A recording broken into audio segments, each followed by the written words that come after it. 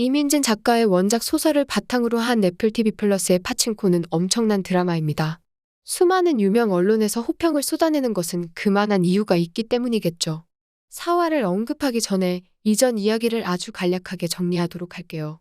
지난주 첫 공개한 3개의 에피소드는 선자가 태어나고 어린 시절 아버지를 떠나보낸 기억과 나쁜 남자 한수를 만나 사랑하고 임신까지 하는 이야기를 흥미롭게 다뤘습니다.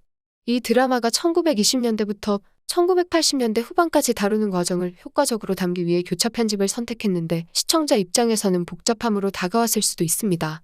나라를 빼앗긴 시절의 대한민국과 버블 경제가 정점에 달했던 일본의 1989년을 교차해서 보여주는 것은 엄청난 몰입도와 상징성이 존재한다는 점에서 좋은 선택이라고 봅니다.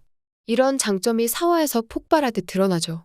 파친코 4번째 이야기에서는 몇 가지 포인트와 영상 편집을 통한 의미 전달이라는 고전적 방식을 세련되게 풀어내며 왜 세계 언론들이 호평을 쏟아냈는지 이해하게 합니다.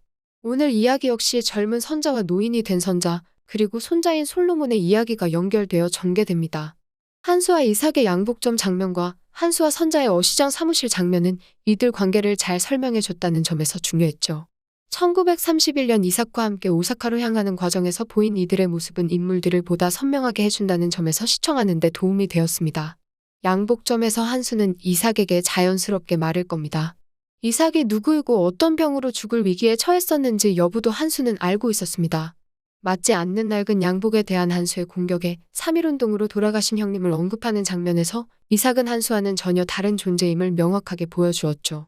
이삭도 한수가 선자가 임신한 애 아빠라는 사실을 알고 있었습니다. 그럼에도 선자의 손을 잡은 것은 어머니 양진이 자신을 구해준 것도 있지만 단순히 그것만으로 결혼을 결정할 정도의 이삭은 아니었습니다.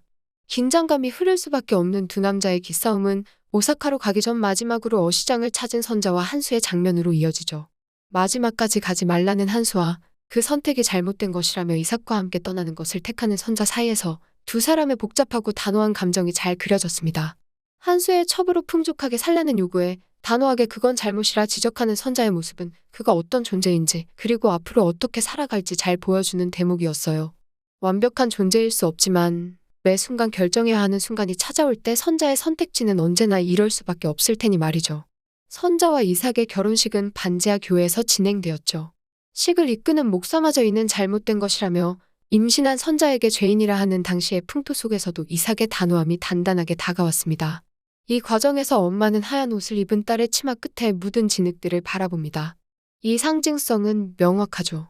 백이민족이라 불린 우리가 외세의 침략에 무너진 것과 소중하게 키운 딸이 결혼도 하기 전에 임신부터 했다는 사실을 보여주는 장면이었죠. 이런 상징들을 장면화하는데 능숙하다는 점을 생각하면 드라마가 더 재미있게 보일 겁니다. 선자와 한수가 사랑을 나눴던 빨래터에서 양진의 하숙집에서 일들 도우며 사는 친구들이 나누는 대화는 지독한 가난의 되물림과 억압된 시대상에 놓인 여인들의 분노가 잘 드러났습니다. 벗어날 수 없는 이 구렁텅이에서 자신들의 삶은 쳇바퀴 돌듯 이어질 수밖에 없는 운명에 대한 한탄이었죠. 보신 분들이라면 울 수밖에 없는 장면이 등장하는데 그건 엄마 양진이 결혼하고 오사카로 떠날 딸 선자를 위해 쌀을 구해 밥을 해주는 장면이에요. 일제의 강제 쌀 수탈로 인해 정작 한국 사람은 자신들이 지은 쌀도 구할 수 없는 시대였죠. 돈이 있어도 쌀을 살 수 없는 상황에 오랜 단골인 쌀집 주인이 선자 결혼이라는 말에 몰래 쌀을 건네는 장면은 뭉클할 수밖에 없었습니다. 직접적으로 일본의 억압과 폭력이 아니더라도 이 장면 하나로 그 시대가 어땠는지 알 수 있게 해줬기 때문입니다. 다른 이들은 거친 보리밥을 먹는 와중에 곱게 씻어 정성 들여 하얀 쌀밥을 짓는 양진의 모습은 높은 경지에 오른 예술가가 작품을 만들 듯 신중했습니다.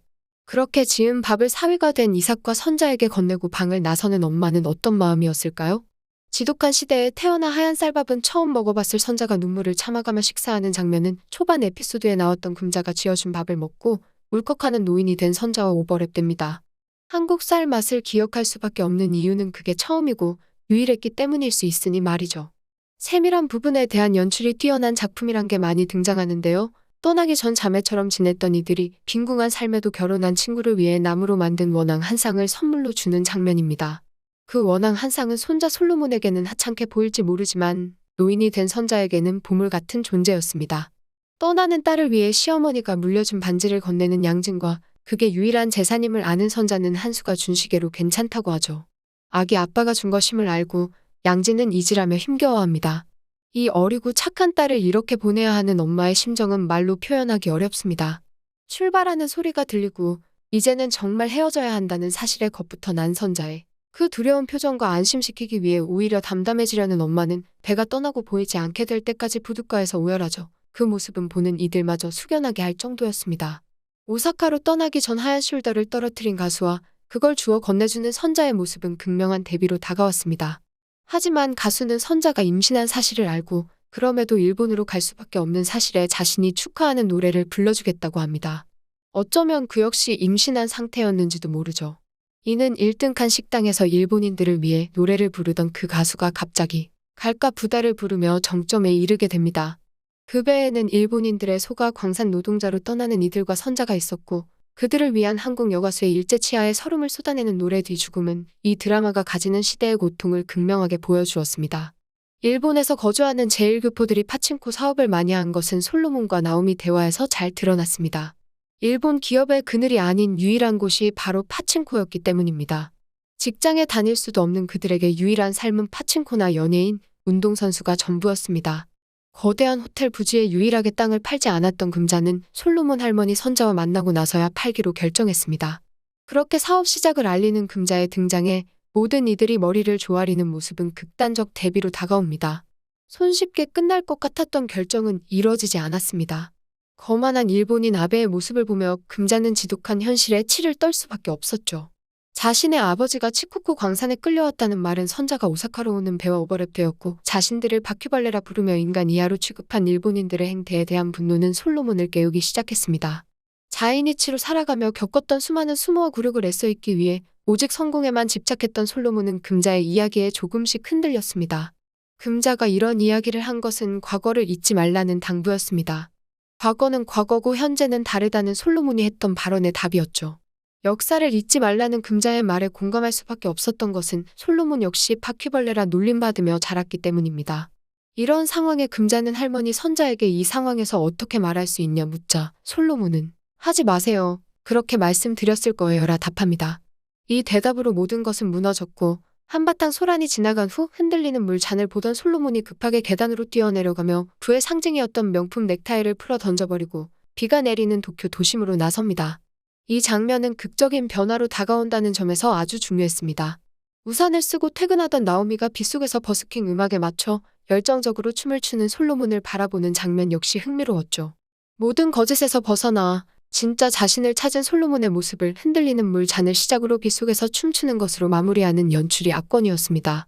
몇 번씩 다시 정성스럽게 딸 짐을 싸는 양진의 모습과 50년 만에 고향으로 돌아가는 마음에 설레 웃을 싸는 노인 선자의 모습은 뭉클함으로 다가왔습니다. 부산에 도착해 비가 내리는 와중에 바다가 보이자 택시에서 내려 바다로 향하는 선자는 수많은 생각들이 스쳐 지나갔겠죠. 아버지 앞에서 물질하던 모습과 아버지가 돌아가신 후 그 바다로 나와 오열했던 어린 선자가 50년이 지나 다시 그 바다 앞에 서서 우는 모습은 대한민국 현대사를 압축한 명장면이었습니다. 왜 전 세계 평론가들이 극찬할 수밖에 없었는지 그 장면 하나만으로 충분했죠. 전쟁과 억압을 직접 보여주지 않아도 그 시대의 아픔을 깨닫게 하는 파친코는 여성 서사를 통해 이민사를 꼼꼼하지만 매력적으로 담아내고 있습니다. 이민의 역사를 완벽하게 그려내고 있는 파친코. 이제 5화에서 다시 찾아뵐게요.